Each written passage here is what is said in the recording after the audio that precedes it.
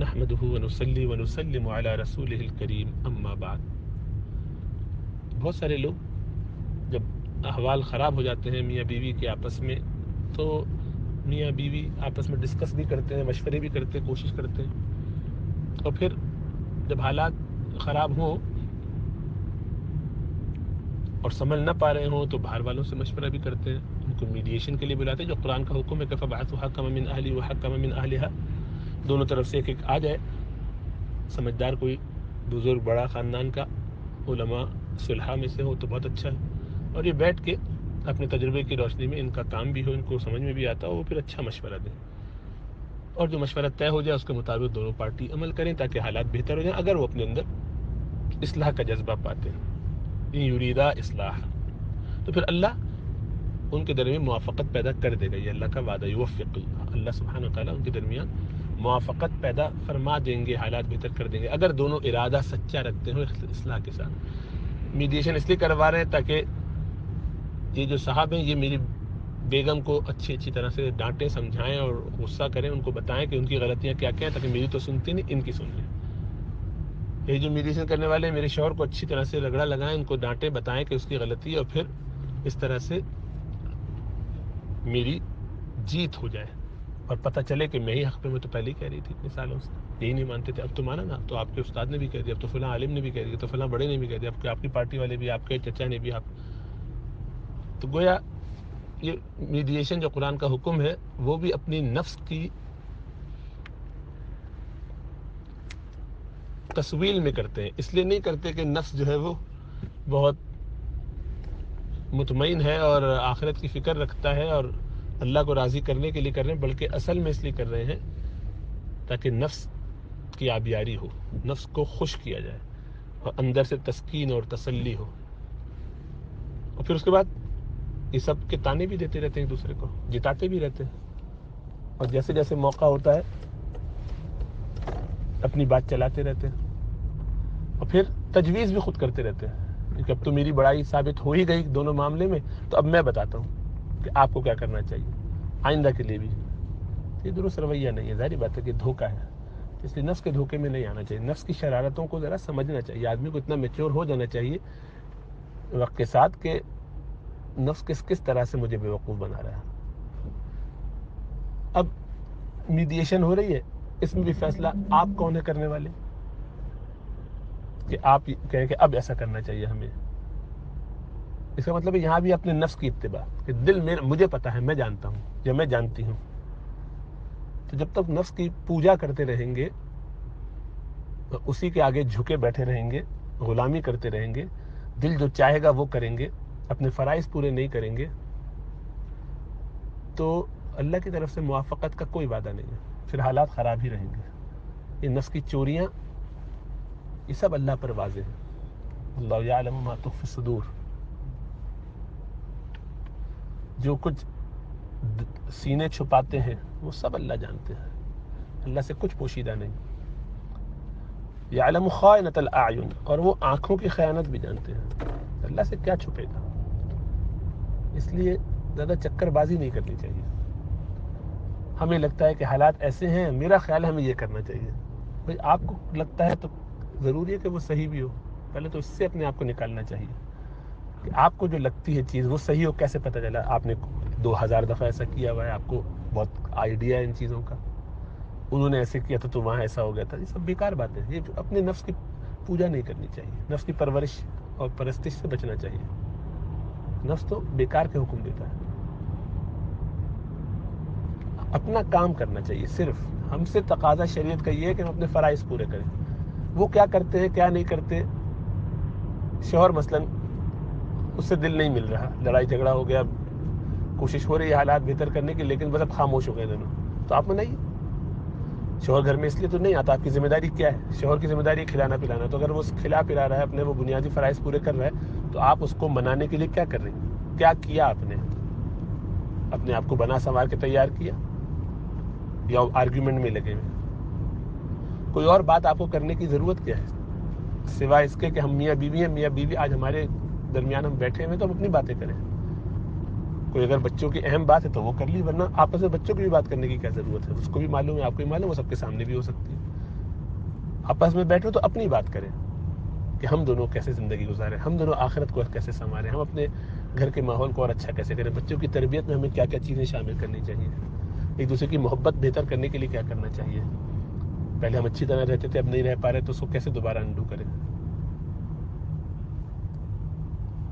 نہیں میرا دل اس لیے دکھا ہوا ہے کہ آپ نے یہ معاملہ کر دیا، کوئی بات نہیں، وہ گلے شکوے ختم، وہ باتیں ختم ہو چکی، وہ اللہ کی طرف سے جیسا ہو گیا معاملہ ہو گیا، شریعت کے خلاف کوئی حکم نہیں چلے گا، اللہ نے جو حکم دے دیا بس ٹھیک ہے، اب آگے چلنا چاہیے، اپنے فرائض پورے کرنے چاہیے، نہیں وہ ہم نہیں کریں گے، تو اللہ کی طرف سے مدد کبھی بھی نہیں آ سکتی، حالات بہتر ہو ہی نہیں سکتے جب تک کہ ہم شریعت کی پابندی نہ کریں۔ مجھے شوہر سے شدید چڑ بھی ہو، غصہ بھی آتا ہو، تب بھی جب تک کہ وہ میرا شوہر ہے میری ذمہ داری ہے کہ میں اس کی ساری ذمہ داریاں، سارے حقوق، سارے فرائض پورے کروں، جو جو مجھ پر پابندیاں ہیں شریعت نے لگائی ہیں میں سب وہ کرتے ہوں، اس سے کوئی غرض نہیں کہ وہ کر رہا ہے کہ نہیں۔ وہ اگر فرعون ہو اور آپ آسیہ ہو تب بھی آپ کو وہی کرنا ہے جو آپ سے کہا گیا۔ جنت آسیہ کو ملے گی اس صورت میں جب وہ شوہر کی خدمت کرے، اگر وہ کہتی کہ نہیں تو نہیں ملے گی، یہ طے ہے، قانون اللہ کا بنا ہوا ہے، جس کو جو جاب ڈسکرپشن دی ہے وہ اس کو کرنی پڑے گی۔ اولاد کہے کہ ماں باپ بہت ظالم تھے اس لیے میں نے ان کی خدمت نہیں کی، کوئی فرق نہیں پڑتا، ماں باپ جو بھی تھے تمہیں ان کی خدمت اسی طرح کرنی جو تمہاری ذمہ داری ہے، جو وہ گڑبڑ کر رہے ہیں اس کی سرزنش، اس کی پکڑ، اس کا فیصلہ اللہ فرما دیں گے، تم اس کی فکر نہ کرو، دوسروں کو گائیڈ کرنے کی فکر نہ کرو، اپنے آپ کو گائیڈڈ رکھو۔ جب ہم صحیح راستے پر ہوتے ہیں تو دوسرے خود بخود ہم سے رہنمائی لیتے ہیں، انہیں سمجھ میں آتا دیکھو ہر حال میں یہ شریعت کی پابندی کر رہی ہے یا کر رہا ہے تو ہمیں بھی اس کے مطابق دیکھو، یہ تو سبق لینا چاہیے کم از کم کہ ہم بھی کریں۔ اس کو ہم نے دیکھا کہ دیکھو یار اس کا ظلم بھی ہو تب بھی کبھی بھی اس کے خلاف بات نہیں کرتی، کہ غیبت میں کبھی نہیں پڑتی، شوہر کی برائی نہیں، آپس میں جو تذکرے نہیں۔ اسی طرح شوہر بھی یہی سوچے کہ ٹھیک ہے بیوی نہیں مان رہی تو کیا کرے، شوہر تو بیچارہ اگر یہ سمجھ رہا ہے کہ اس نے غلطی کی ہے اور معافی بھی مانگ رہا ہے اور اس کو وہ انڈو بھی کرنے کی کوشش کر رہا ہے، لیکن اس کو کاؤنسلنگ میں مشورہ یہ دیا گیا کہ نہیں آپ یہ نہیں کریں گے، میڈیشن میں یہ کہا گیا کہ نہیں اب آپ یہ معاملہ خراب نہیں کریں گے مزید، اس کو یہ اسٹیپس ہیں، وہ ان اسٹیپس کو فالو کر رہا ہے۔ سوال یہ ہونا چاہیے کہ وہ یہ اسٹیپس فالو کر رہا ہے کہ نہیں، اگر وہ ان میں سے کوئی کوتاہی کر رہا ہے، اگر وہ دونوں طرف توجہ نہیں دے رہا، سارے کاموں میں اس کو بیلنس لے کے نہیں چل رہا تو ٹھیک ہے، تو اس سے بات کی جائے گی، لیکن آپ کو کیا کرنا ہے، آپ کو یہ کرنا ہے کہ شریعت نے جو کہا ہے وہ کرنا ہے، شریعت کا جو تقاضا ہے وہ پورا کیجیے، اور شریعت کا تقاضا یہ ہے کہ اپنے شوہر کو خوش رکھنے کے لیے جو آپ سے ہو سکے کیجیے، آؤٹ آف دا وے جا کے، دل چاہے نہ چاہے، دل چاہنا مطلوب نہیں ہے، دل کا چاہنا ضروری نہیں ہے، دل تو نماز بھی نہیں لگتا بہت دفعہ، تو کیا نمازیں چھوڑ دیں، روزہ رکھنے کا دل نہیں چاہ رہا نہیں رکھتے، ایسا نہیں ہوتا، کام دل کے لیے نہیں کیا جاتا کہ دل خوش ہے تو کریں گے، نہیں ہے تو نہیں کریں گے، اس سے نہیں کرتے، ذمہ داری ہے، یہ جاب ڈسکرپشن ہے آپ کی۔ اسی طرح شوہر کو بھی غصہ آ رہا ہے، نہیں دل چاہ رہا اس کی کوئی خدمت کرنے کے لیے کہ وہ بھوکی ہے تو کہے گا نہیں میں اب تمہیں نہیں کھلا رہا، بھوکی مرو، نہیں کر سکتا، گناہ گار ہوگا، خواہ بیوی نے کتنا ہی ظلم کیا ہو، کھلانا اسی کی ذمہ داری، اسی کو کھانا لانا پڑے گا، اسی کی ذمہ داری ہے کہ وہ پرووائڈ کرے، وہ کہتی میں نہیں پکا رہی کوئی بات نہیں، اس کو پھر بھی لا کے دینا پڑے گا باہر سے، اس کی ذمہ داری ہے، جس کی جو ذمہ داری ہے وہ اس کو پوری کرنا ہر حالت میں ضروری ہے، خواہ اس کا دل چاہے یا نہ چاہے۔ یہ دل چاہنے کی بیماری جو ہمارے دلوں میں آ گئی ہے، خدا جو بنا لیا ہم نے اپنے نفسوں کو، سارا پرابلم یہاں سے شروع ہوا ہے کہ اب میرا دل نہیں ہے، دل نہیں سے کیا مطلب ہے کہ دل کے لیے کرتے ہیں ہم کچھ تو اللہ کے لیے کرتے ہیں، جب اللہ کا حکم آ گیا تو اس کے مطابق چلو، اللہ نے حکم دے دیا کہ خدمت کرنی ہے، بس خدمت کرنی ہے، مجھے ان سے پیار سے بات کرنے کا دل نہیں چاہتا، وہ بلاتے تو ان کے پاس جانے کا دل نہیں چاہتا، ارے چاہے نہ چاہے دل کے لیے تھوڑی کر رہے ہیں، تو یہ بات جو ہے دماغ میں بٹھا لینی چاہیے کہ ہم جو کام کرتے ہیں دنیا میں، ہمیں جو جاب دی گئی ہے، جو کام دیا گیا ہے، ہمیں بس وہ کرنا ہے، اس لیے نہیں کرنا کہ اس سے خوشی ہو، تو خوشی ہو تو بہت اچھی بات ہے، عبادت میں دل لگنے لگے، خدمت میں دل لگنے لگے، اللہ کے آگے سجدہ ریز ہونے میں مزہ آنے لگے تو کیا بات ہے، اس سے بڑی تو کوئی نعمت ہی نہیں ہوگی، لیکن نہیں لگ رہا دل، کیا کرے، ہے دل خراب ہے، گندا ہے، نہیں صحیح ہو رہا، اللہ کی طرف نہیں مائل ہوتا، تو کہ نماز فرض ہونا چھوٹ جائے گی، اب ضرورت نہیں پڑھنے کی کیونکہ دل نہیں لگ رہا، تو اتنی موٹی سی بات سمجھ میں کیوں نہیں آتی؟ اس سے کوئی تعلق نہیں کہ دل کیا چاہ رہا ہے، دوسرے سے چڑ ہو رہی ہے، غصہ آ رہا ہے، نفرت، کچھ بھی ہو، وہ شوہر ہے، شوہر کی ذمہ داری ہے پوری کرنی ہے، کچھ بھی ہو جائے اس کو منانے کے لیے جو کرنا پڑے کرنا ہے. یہاں نہیں کریں گے تو قیامت والے دن ناک سے لکیریں رگڑنی پڑیں گی. اور میں بتا دوں کہ وہاں پر کوئی کسی کے اوپر کام نہیں آنے والا. اللہ فرماتے ہیں قرآن میں یوم یفر المرء من اخیہ وامہ وابیہ وصاحبتہ وبنیہ، کہ لوگ اس دن فرار ہوں گے، چھپتے پھر رہے ہوں گے اپنے گھر والوں سے، کوئی دیکھ نہ لے، کوئی نیکی نہ مانگ لے مجھ سے. وہاں تو کوئی کسی کا کام نہیں آنے والا. ایک نیکی کوئی نہ دے سکتا ہو وہاں پر کوئی کسی، بلکہ پتہ چلے گا فلاں کے حصے میں کچھ نکلتا ہے تو کہے گا لاؤ پکڑاؤ اس کو، یا اللہ اس کو بھی پکڑے، اس نے مجھے فلاں موقع پر میرے ساتھ زیادتی کی تھی، مجھے یہ اجر مل جائے 5 حصے بھی.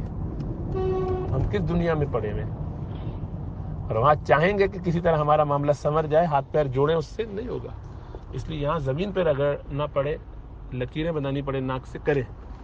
یہاں اپنے معاملات درست کر کے جائیں، یہاں معافی مانگ کے بھی جائیں اور حالات کو صحیح کر کے.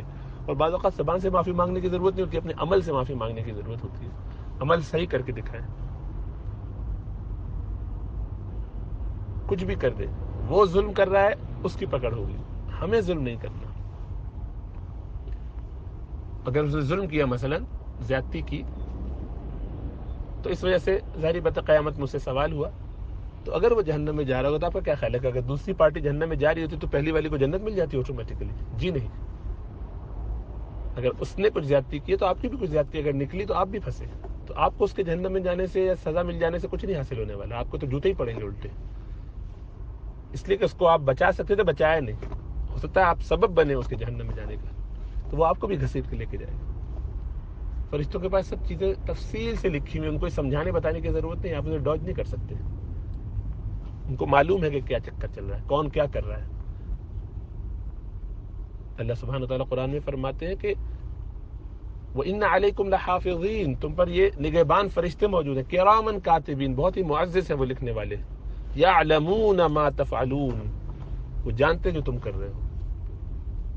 ہر کام کے پیچھے تمہاری نیت کیا ہے وہ بھی جانتے ہیں، انہیں پتہ چل جاتا ہے تم کس نیت سے کیا کام کر رہے ہو. تمہارے ارادوں کو دیکھتے، سنتے، سمجھتے ہیں، کیونکہ وہ روحانی دنیا سے متعلق ہے.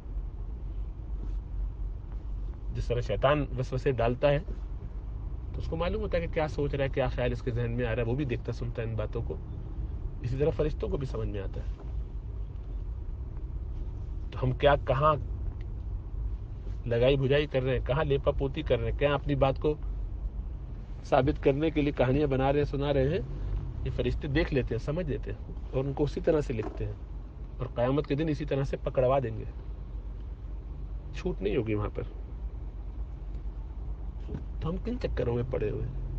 کیا دنیا ہمیں حاصل کرنا چاہتے ہیں؟ کس سکون کی تلاش ہے؟ کوئی سکون دنیا میں ہے نہیں. دنیا سکون کے لیے نہیں بنی. دنیا دار المحن ہے، محنتوں کی جگہ ہے، مشقت کی جگہ ہے، مومن کا قید خانہ ہے. اس کو جنت بنانے میں لگے ہوئے.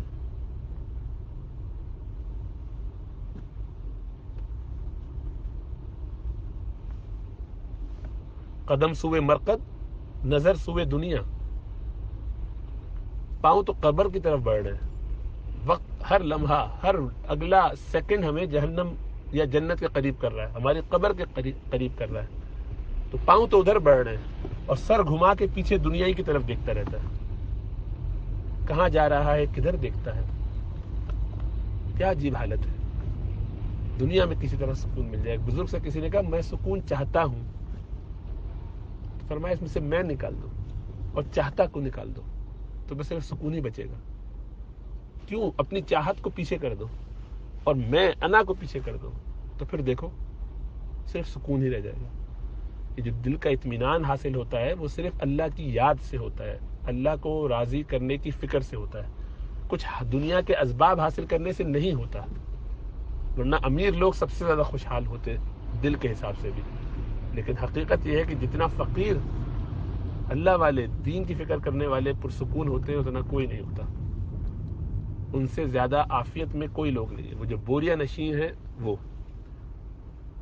خدا کی یاد میں بیٹھے جو سب سے بے غرض ہو کر تو اپنا بوریا بھی پھر ہمیں تخت سلیماں تھا. یہ اس طرح حاصل ہوتا ہے. زمین پہ پڑے ہوئے، جسم پہ خاک لگ رہی ہے، میٹھی نیند سو ہے. یہ ہے وہ سکون جو حاصل ہوتا ہے. ہمیں لگتا ہے کہ دنیا میں اگر مجھ سے کوئی اچھی طرح بات کر کے میرا ذرا سا دل جیت لے، تھوڑا مجھے خوش کر دے میرے ساتھ، وہ بھی کرنا چاہیے، وہ اس کا کام ہے۔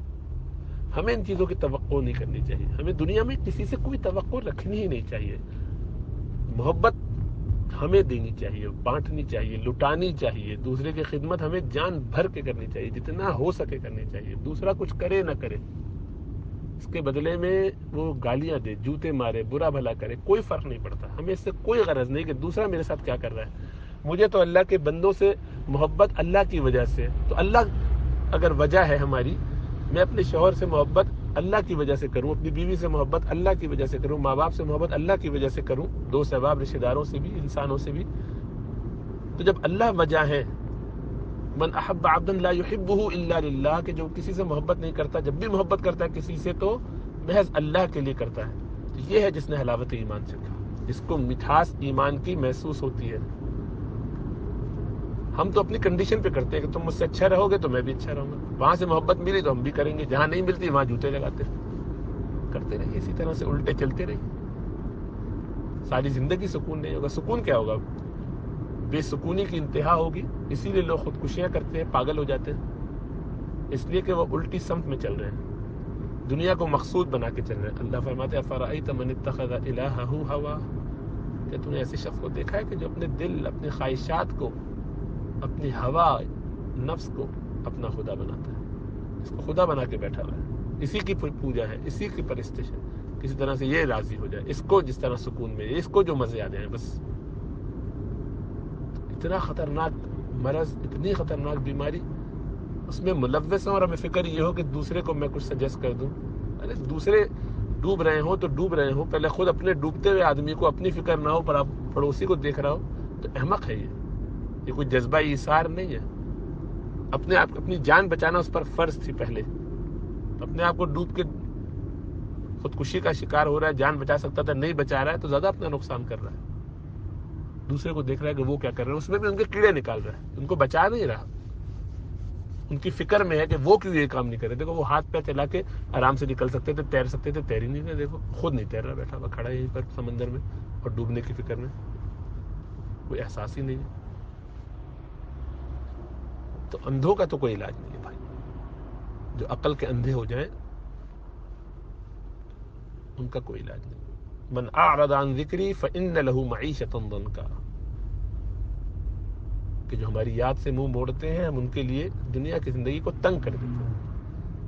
اور یاد سے خالی مراد یہ نہیں ہے کہ ہم عبادات تو کرتے ہوں، نمازیں بھی پڑھ لیتے ہیں، تسبیحات بھی پڑھتے ہیں، قرآن بھی پڑھتے ہیں ریگولر، لیکن پھر بھی نہیں، ایک تو گناہ نہیں چھوڑتے، دوسرے اپنی ذمہ داریوں کو پورا کیے بغیر اپنے نفس کی پوجا میں لگے ہوئے ہیں، خدا کو بھی راضی کرتے ہیں، شیطان کو بھی راضی کرنے کی کوشش، نفس کی بھی پرستش ہو رہی ہے، اللہ کی بھی پوجا کچھ کچھ ہو جاتی ہے، اور نظر وہی آتا ہے کہ ہم تو بہت کچھ کر رہے ہیں۔ دھوکہ ہے، اپنے آپ کو اس سے نکالنا چاہیے، ورنہ ساری زندگی کے لیے آدمی پریشانیوں میں ہی رہے گا۔ اللہ ہمیں سمجھ اور شعور عطا فرمائے۔